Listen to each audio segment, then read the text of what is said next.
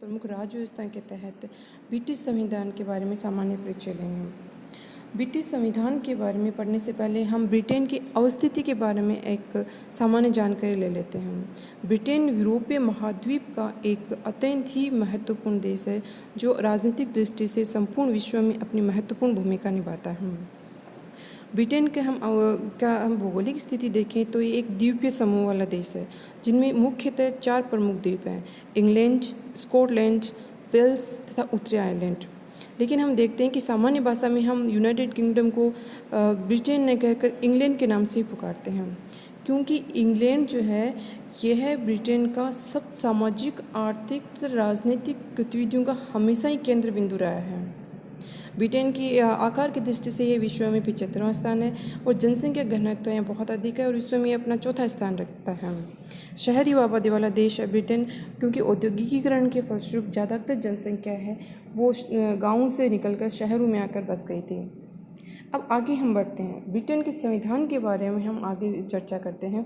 तो ब्रिटिश संविधान जो है विश्व का सबसे पुराना और क्रमिक विकास का परिणाम वाला संविधान है। ये पूर्ण रूप से अलिखित संविधान है, क्योंकि इसका निर्माण किसी एक विशेष सभा या समिति के द्वारा नहीं किया गया था, बल्कि पिछले 1400 वर्षों के लंबे इतिहास से इस संविधान का निर्माण हुआ है।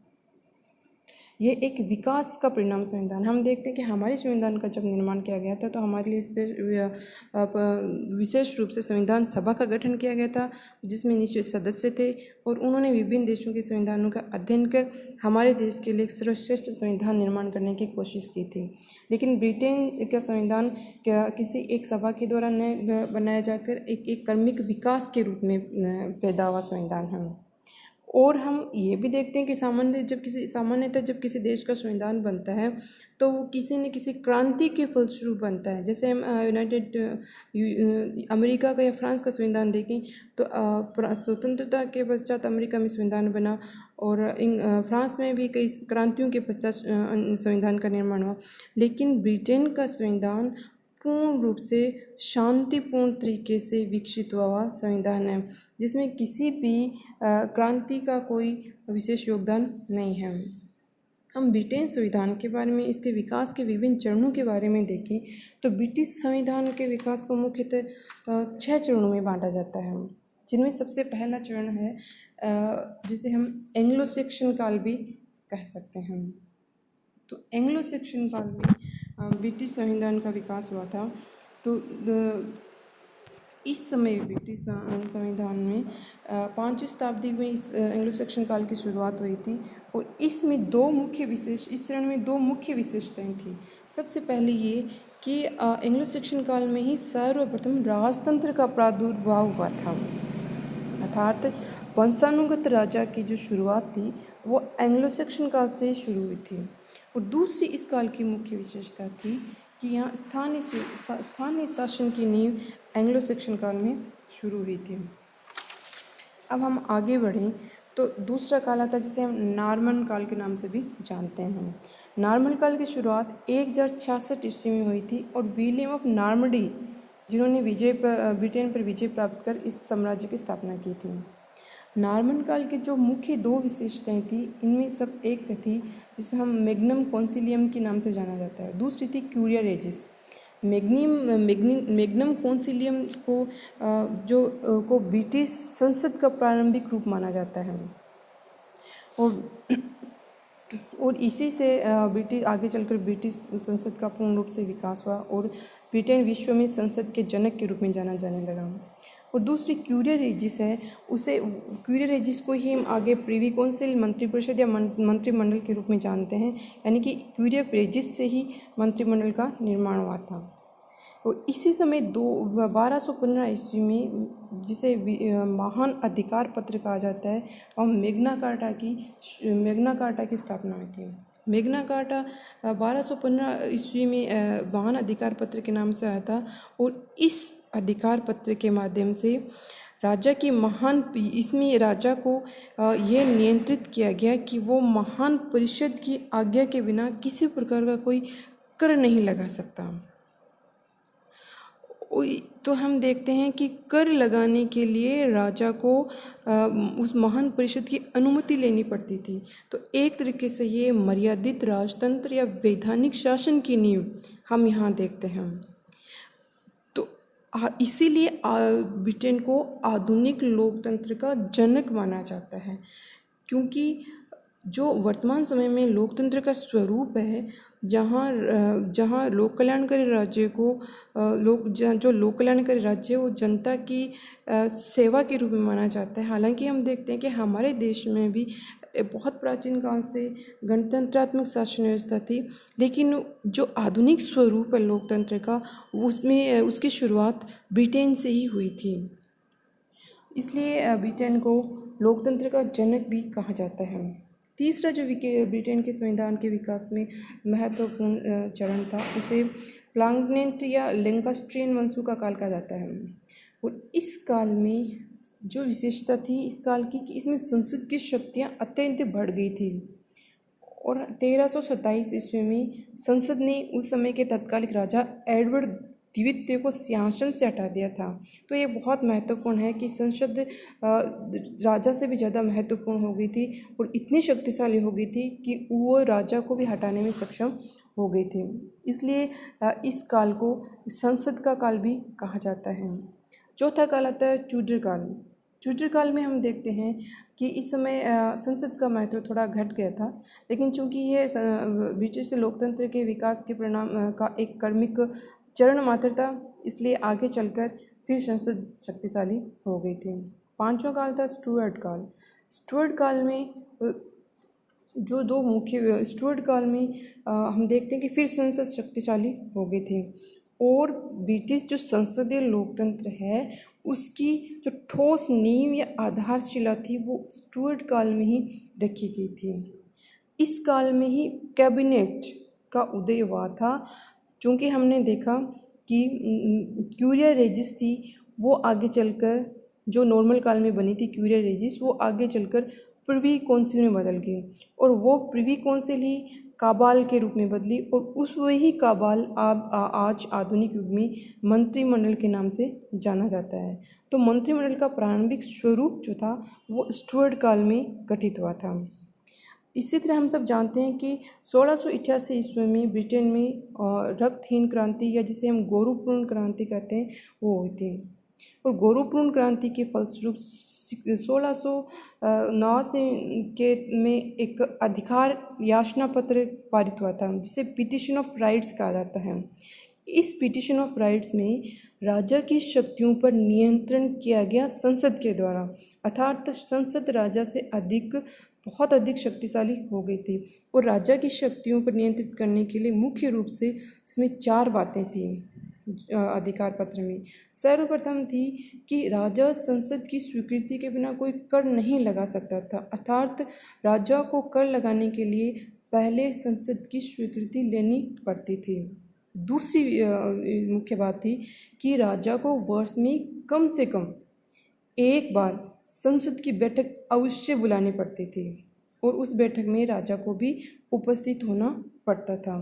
तीसरी इस मुख्य बात थी कि राजा संसद की पूर्व अनुमति के बिना अपनी कोई निजी सेना नहीं रख सकता और हम देखते हैं कि यह बहुत महत्वपूर्ण है कि जब वंशानुगत राजतंत्र था उस राजतंत्र में भी राजा को सेना रखने के लिए संसद की अनुमति लेनी पड़ रही थी।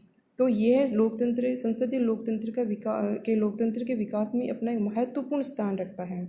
और चौथी जो विशेष बात थी कि संसद में जनता के प्रतिनिधियों को भाषण देने की स्वतंत्रता प्राप्त होगी, जिसे हम आज अभिव्यक्ति की स्वतंत्रता के रूप में भी जानते हैं। तो ये अत्यंत महत्वपूर्ण था क्योंकि उस वक्त जनता के जो प्रतिनिधि हैं उनको ये स्वतंत्रता मिली थी कि वो अपनी बात रख सकते हैं, जबकि वहाँ उस समय राजतंत्र था, वंशानुगत राजतंत्र था, लेकिन जनता उस राजा के विरोध में भी यदि अपनी कोई बात रखना चाहता है तो वह प्रतिनिधि रख सकता है। तो ये लोकतंत्र की एक तरह से नींव या आधारशिला हम कह सकते हैं कि अभिव्यक्ति की स्वतंत्रता इस अधिकार पत्र के तहत ब्रिटेन में प्राप्त हुई थी। और फिर पाँचवां काल स्टुअर्ट काल है। उसके बाद छठा काल आता है जिसे हम सामान्यतः हैनोवर काल के नाम से जाना जाता है। हैनोवर काल में संसदीय लोकतंत्र का जो आधारशिला रखी गई थी पूर्व काल में, वो पूर्ण रूप से विकसित हो चुकी थी। और इस काल की जो एक बहुत महत्वपूर्ण विशेषता थी कि हाँ, प्रधानमंत्री को मंत्रिमंडल का अध्यक्ष बनाया गया। अर्थात जो मंत्रिमंडल का अध्यक्ष था या जो मंत्रिमंडल की अध्यक्षता करता था, उसको प्रधानमंत्री का नाम दिया गया। और इसी संदर्भ में जो व्हिग पार्टी के नेता थे रॉबर्ट वॉलपोल, वो उस समय उन्होंने मंत्रिमंडल की अध्यक्षता की थी, इसलिए वो ब्रिटेन के प्रथम प्रधानमंत्री कहलाए। और हमें यहाँ एक चीज़ देखनी चाहिए कि ब्रिटेन में बहुत से ऐसे नियम हैं, बहुत से ऐसे कानून हैं जो संविधान में लिखे हुए नहीं हैं, सिर्फ रीति रिवाज या परंपरा के आधार पर माना जाता है। तो ये जो मंत्रिमंडल का अध्यक्ष होगा वो प्रधानमंत्री होगा, तो ये ब्रिटिश संविधान में कहीं भी नहीं लिखा हुआ है, सिर्फ ये परंपरा के आधार पर माना जाता है कि चूंकि मंत्रिमंडल की अध्यक्षता कर रहा है, इसलिए मंत्रिमंडल का अध्यक्ष है वो प्रधानमंत्री होगा।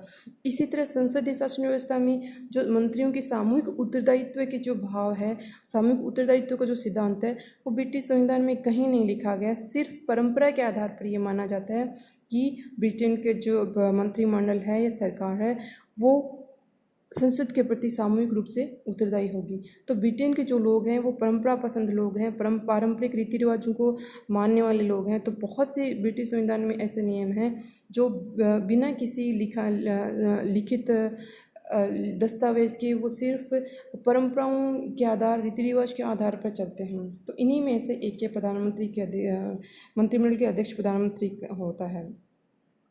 इसी काल की हैनोवर काल की एक दूसरी विशेषता थी कि इसमें राजनीतिक दलों का उदय हुआ था। हम सामान्य देखते हैं कि ब्रिटेन में द्विदलीय शासन व्यवस्था है। द्विदलीय शासन व्यवस्था में आज ब्रिटेन में मुख्यतः दो राजनीतिक दल हैं, लेबर पार्टी और कंजर्वेटिव पार्टी। तो और इसका उदय जो शुरुआत थी वो हैनोवर काल से हुई थी। इस काल की एक सामान्य और विशेषता हम इसको कह सकते हैं वो थी कि इस समय कॉमन सभा का प्रजातांत्रिकरण हुआ था। कॉमन सभा ब्रिटेन में द्विसदनीय शासन व्यवस्था है, संसदीय व्यवस्था है वो द्विसदनीय है। जैसे हमारे देश में लोकसभा व राज्यसभा 2 सदन है, द्विसदनीय संसदीय प्रणाली है।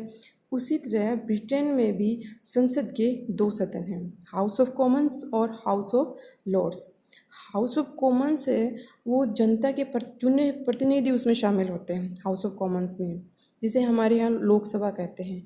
और हाउस ऑफ लॉर्ड्स है वो ब्रिटेन में जो वंशानुगत और प्रभावशाली जो लोग हैं आर्थिक दृष्टि से और सामाजिक दृष्टि से, वो हाउस ऑफ लॉर्ड्स में शामिल किए जाते थे। यानी ये एक तरीके से विशेषाधिकार प्राप्त सदन है हाउस ऑफ लॉर्ड्स। और इस समय हैनोवर काल में हाउस ऑफ लॉर्ड्स क्योंकि हाउस ऑफ लॉर्ड्स इसलिए कहा जाता है क्योंकि उसके जो सदस्य थे वो ज़्यादातर बड़े बड़े मालिक थे, बड़े कंपनियों के बहुत अधिक संपत्ति के मालिक थे, लॉर्ड्स थे वो, इसलिए इसे हाउस ऑफ लॉर्ड्स कहा जाता है।